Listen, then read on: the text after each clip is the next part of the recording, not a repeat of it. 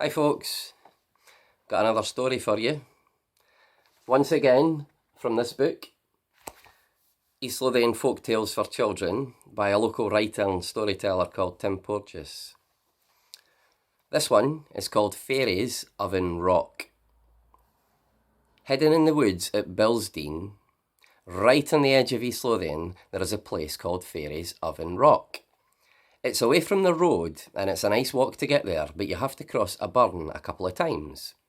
So there's a good chance you will have wet feet by the time you discover it. You need to look out for a small waterfall which runs down between two rocky slopes. Search carefully here and you will find a tiny cave. It's too high to reach. People say that this cave was an oven in which the fairies baked their bread. And sure enough, the mouth of the cave has what looks like smoke stains on it. That, of course, is why this place is called Faeries Oven Rock. There may be lots of stories about this place, but this one came from an old lady who lives nearby. She asked not to be named, in case the wee folk found out that she'd told on them. So if you go looking for Faeries Oven Rock, make sure you have something made of iron or steel with you, for that will protect you from being taken by them into their world. And also, don't go if you're hungry. The story explains why. Faeries Oven Rock. One day, a young farmer was ploughing a field when his nose suddenly caught the smell of baking bread. He stopped his work and looked around. There wasn't a house nearby, so he wondered where the delicious smell was coming from. He raised his head and sniffed the air. Oh yes, it was definitely the smell of baking bread. And it seemed to be coming from the wood at the edge of the field. Now, if you have ever smelled freshly baked bread, you will know that it is irresistible. People often can't stop themselves sniffing a freshly baked loaf because it just smells so good. And this was the case with the young farmer boy. He left his horse and plough in the middle of the field and walked towards the wood where he thought the sweet aroma was coming from. He reached the edge of a rocky slope and looked down into the wood below. The smell was now even stronger, and so he scrambled down. His nose told him he was close to the baking bread, but his eyes could see nothing. There was no house, no oven, nobody baking, just some trees, a rocky slope, and a small waterfall. He was going crazy with the smell, for it was making him terribly hungry. Then suddenly the smell vanished. The young farmer boy at first thought his nose must be blocked, but no, it was fine. He sniffed about like a dog, but the delicious aroma of baked bread was gone. I must be so hungry that I imagined it, he said to himself. He had to go home for a snack of cold porridge before returning to his work in the field. Later, when he told the story to his mother, he expected her to laugh, but she didn't.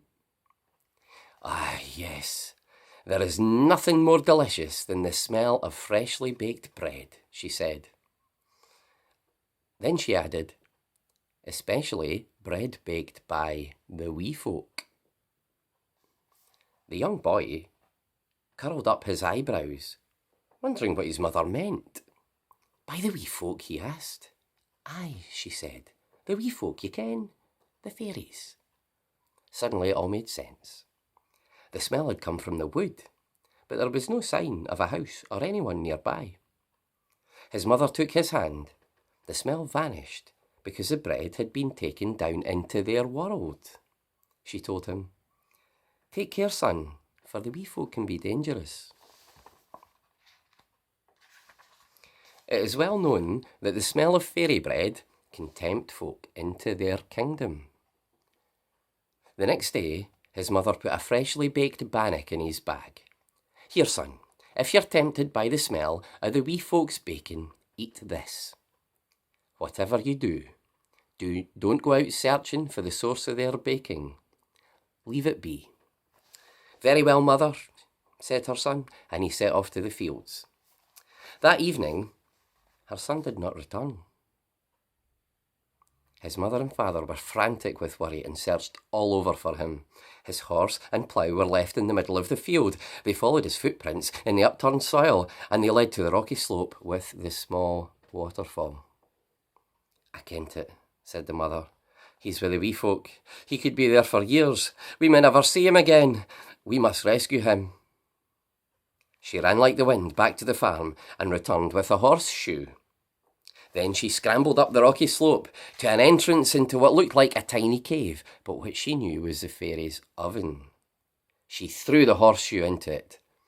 "I will remove the horseshoe only when I get my son back," she shouted. Suddenly, her son appeared, as if by magic, from a gap in the rock, which then seemed to close. She rushed to him and hugged him. He was a bit dazed and not sure what had happened. "I think I was dancing," he said. "With the wee folk?" "Aye, again. But don't tell anyone," said his mother. "Let's get you home." Before they left, they clambered back up to the entrance, stretched her arm into it, and took out the horseshoe. She knew she must keep her word with the wee folk. The young farmer never went back to what he now knew was Faeries' oven rock, even when he smelt the delicious bread. But just to be sure he was safe, his father made him an iron ring for his finger, and every day his mother baked him a bannock, which smelt and tasted nearly as good as the wee folks' bread. That was Faeries' oven rock. Cheers.